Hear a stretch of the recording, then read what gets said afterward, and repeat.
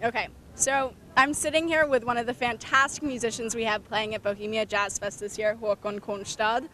So Håkon, your CDs have sold out in every city we've been in so far. How does that feel to have such a warm reception from the BJF audience? It's great. I didn't expect that, so I brought far too little CDs. So next time I will bring more. But it's great. I mean, to be able to play outside in Prague for 4 to 5 thousand people or something, and you know the warm reception, like you said, and just to be able to play my tones into that beautiful environment, those city buildings and that history that lies in them is just amazing. I feel honored. Now, how did this solo project come about? Because I know that you played in trios and quartets before this, or even with a DJ. Can you talk a little bit about your development thus far getting to this solo project? Well, I have played now professionally for 12 years, and those years have been all about trying out different things, like different angles of jazz.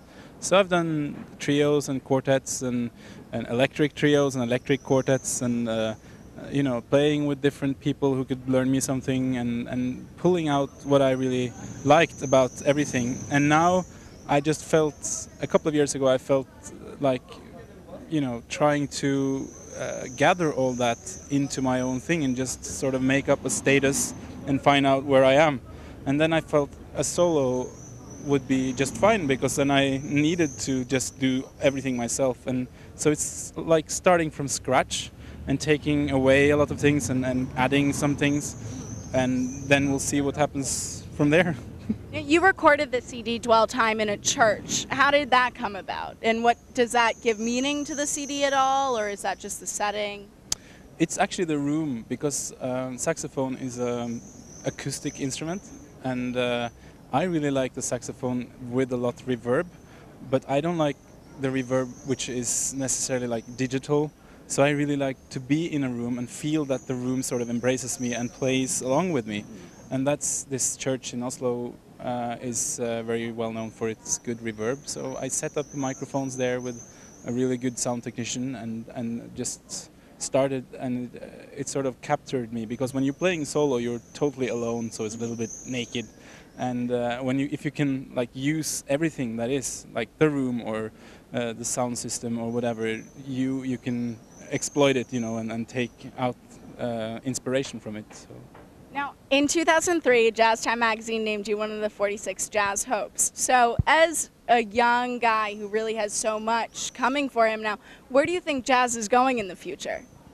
It's a very interesting question. I've been asking for myself many times, and I don't know. I mean, there's a lot of things happening in the industry, so you know, it's sort of scaling down. It's more and more about the individual, you know, like the idealistic individuals, and people. I mean, musicians like myself need to be promo agents and web designers and cover designers, and we need to be label managers.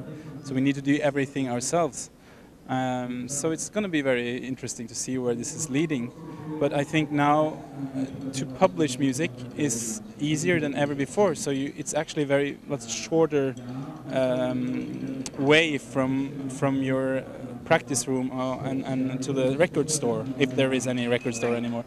And that makes you able to release thoughts really much easier. So yeah, I think it's interesting times.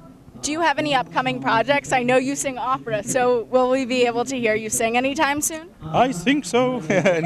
No, I'm working on that, because opera and voice production, like classical voice production, is so exciting for me, because it's really much about the same thing as the saxophone is. Like using your support and your core and your breathing, and also building a sound and trying to polish it and make it. So I really like that. So I'm working on that, but I'm not sure what I'm going to do with it yet.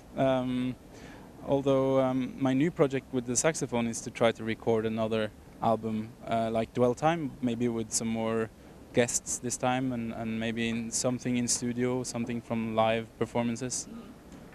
Well, we're really looking forward to it. It's been great having you here and fantastic getting to know you as well. So thank you so much for coming to BJF. It's been phenomenal. Thank you for having me, and good luck with the festival.